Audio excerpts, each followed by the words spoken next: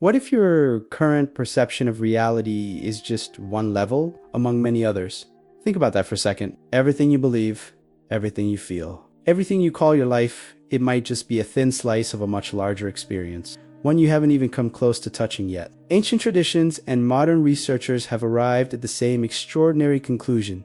Consciousness has levels, and the most shocking part, most people never make it past the first few. Today, in this video, I'm going to show you the complete map where you are, where you can go, and why climbing these levels might be the most profound transformation you'll ever experience in this lifetime. I know exactly what that feeling is like. That quiet little voice that says there's something more, that life can't just be this, work, distraction, sleep, repeat. You sense there's a depth inside you that's never been fully accessed, that the answers you're looking for are somewhere you haven't reached yet. And that's not weakness. That's not a crisis. That's a calling. It's consciousness wanting to expand beyond the limits the world has placed on it. What I'm going to show you today is an empty theory. It's a real map, built on decades of scientific research and spiritual wisdom that can literally reshape the way you see yourself and the world around you. If you're not already part of this community, subscribe now and hit the bell, because what I share here isn't ordinary content. It's content that transforms. Let's start at the beginning, because this is a mistake almost everyone makes. Confusing consciousness with thought. Have you ever stopped to notice that you can observe your own thoughts? That when you say, I was thinking about that, there's an I that watched the thought happen. That observer, the one that perceives, notices, witnesses. That is consciousness. It's not the mind. It's not the brain. It's the field that perceives. It's the screen on which the movie of your life is projected. Psychologist and researcher David Hawkins, in his landmark book, Power versus Force, describes consciousness as an energy field that permeates and transcends the individual, something that exists beyond biology, beyond thought, and that can be calibrated, measured, and expanded. And when you begin to understand this, something in you pauses, takes a deep breath, and says, so I'm not my problems. I'm not my fears. I'm what observes them. There's a fundamental distinction that very few people ever make in life. And once you understand it, everything changes. The difference between being aware and being conscious. Being aware is just a basic level. You're awake, you perceive your environment, you respond to stimuli. That's something any animal can do. But being conscious is something else entirely. It's the capacity for self to perceive not just the world around you, but to perceive yourself, perceiving its metaconsciousness, consciousness folding back on itself and saying, I notice that I'm reacting with anger right now. Why? That leap from being aware to being conscious is the first great step on the staircase we're climbing today. And most people spend their entire lives on the first step without ever taking this one simple, revolutionary move. Let me give you a metaphor that's going to stay with you forever. Think of a dimmer switch, the kind that doesn't just turn the lights on or off, but gradually adjusts their intensity. Consciousness works exactly like that. It's not a binary question of I have it or I don't.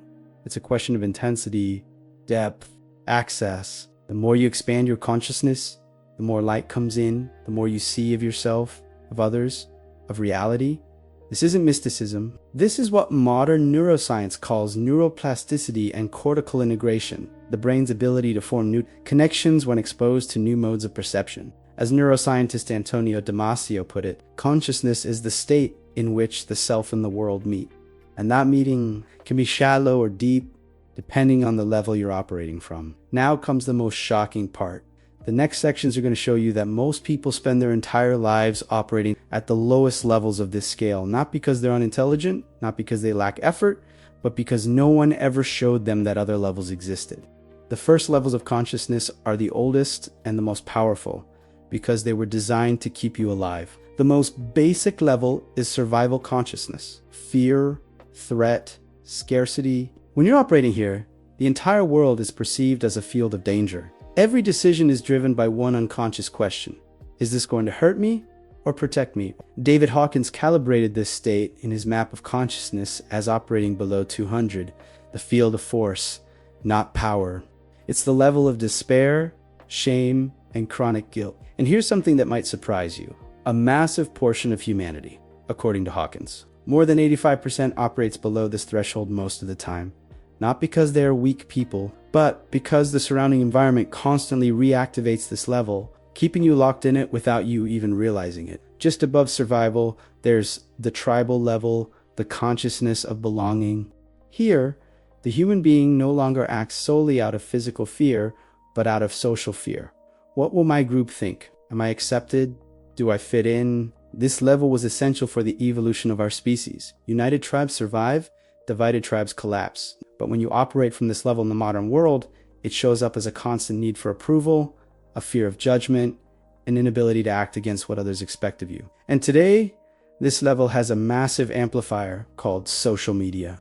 Every comment, every view activates the brain's tribal reward system, dopamine flows, and you learn that the group's approval is your symbolic survival. That's how millions of people spend hours managing how others perceive them instead of building who they actually are. Then comes the ego level, the level of status, comparison, and validation. The central question here is, who am I in relation to others? Bigger, smaller, better, worse, more successful, less successful.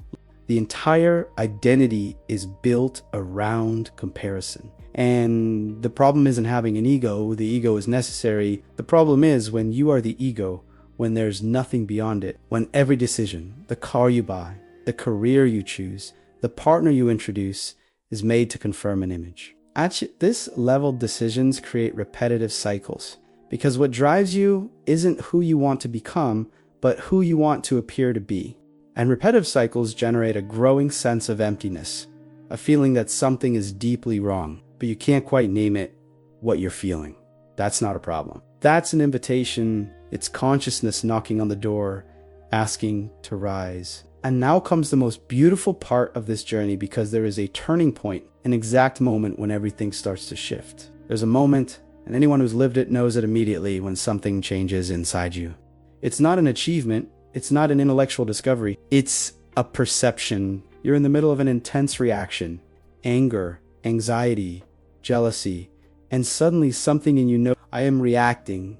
And that noticing creates a crack between the stimulus and the response, between what happens and what you do with what happens. Viktor Frankl, Holocaust survivor and founder of logotherapy, described this with surgical precision between stimulus and response. There's a space.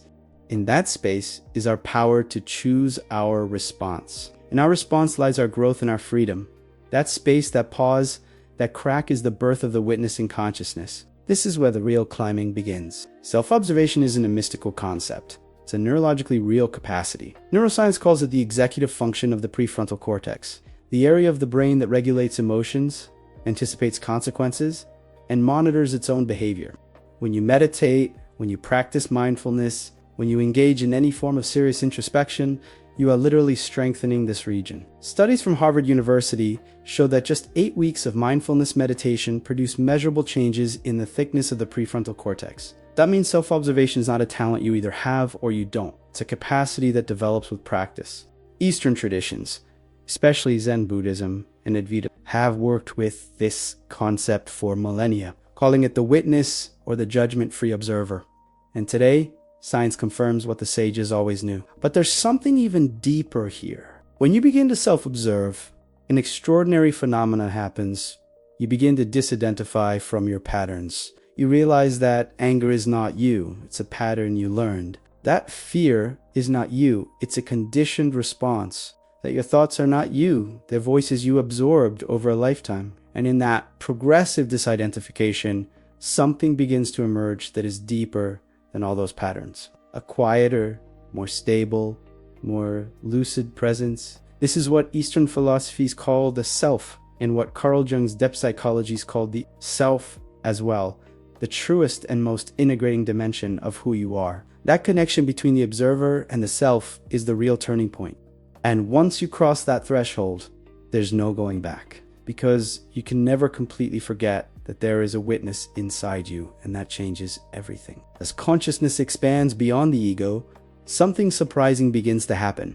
Fear starts losing its grip, not because the problems disappear, but because the perspective shifts in higher levels of consciousness. The first major transition is into what we might call purpose consciousness. You begin to act no longer to prove something or to gain approval, but because something inside you feels called to contribute, to create, to serve something greater than yourself. David Hawkins calibrates this field above 500, the level of unconditional love, where motivations stop being ego-driven and become expansive. And here's something science confirms in a fascinating way. People who operate with a sense of purpose show higher serotonin production, lower cortisol response, the stress hormone, and greater activation of the parasympathetic nervous system. In other words, purpose isn't just philosophy. It's biology. It's health.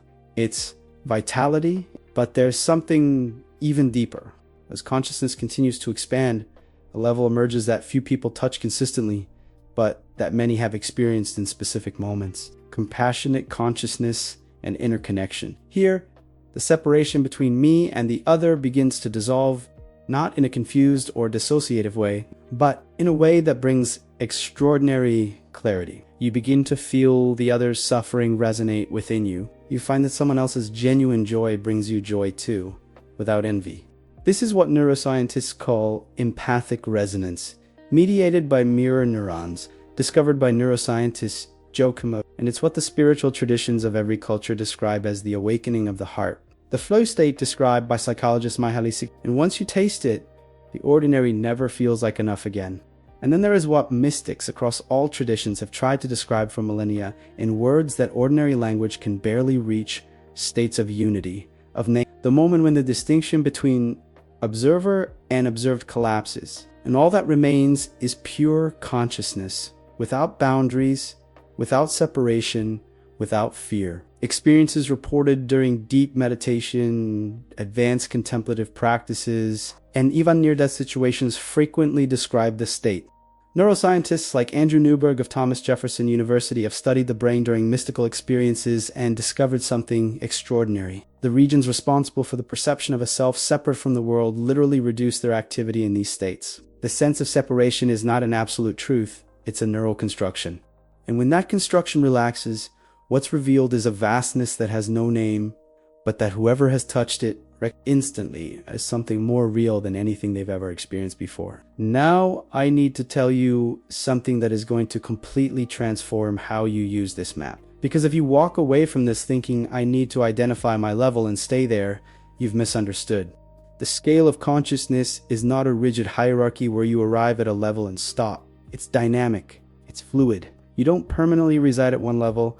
You operate at different levels depending on the situation, the context, the moment. Someone with a very elevated consciousness can regress to the fear level when facing a real existential crisis. A spiritual leader can reach states of unity in meditation and still struggle with ego when receiving criticism.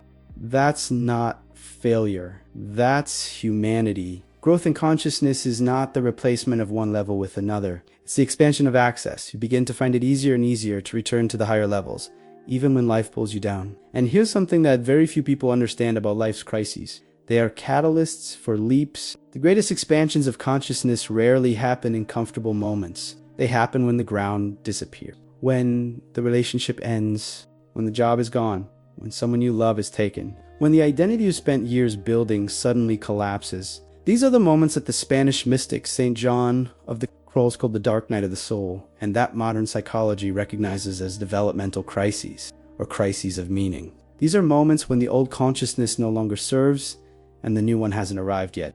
And in that gapy, in that space of not knowing, lives the greatest opportunity for a leap that exists. Viktor Frankl found inner freedom inside the concentration camps. The Buddha awakened after years of intense seeking. Suffering is not the enemy of consciousness. More often than not, it is its engine. And there's one final dimension of all this that needs to be said because it changes the scale of everything we've talked about today.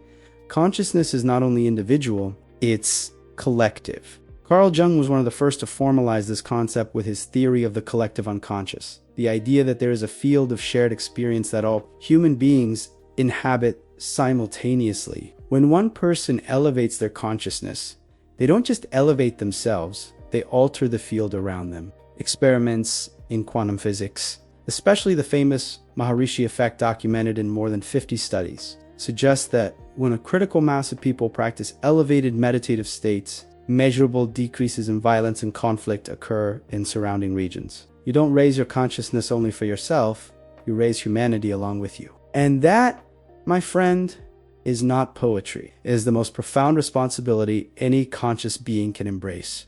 Now you understand why you'll never see your life or yourself the same way again.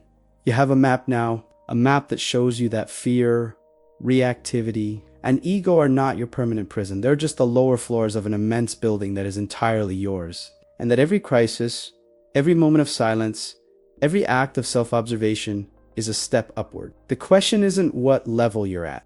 The question is, do you know that you can climb? If this content touched something in you, if it rearranged an important piece of your understanding of yourself, I need you to do one thing right now. Leave a comment below with one word that captures what you're feeling in this moment. Just Juan Warji. That tells me this message landed where it needed to land. Like the video, share it with someone who needs to hear this. And subscribe, because in the next video, I'm going to show you something even deeper.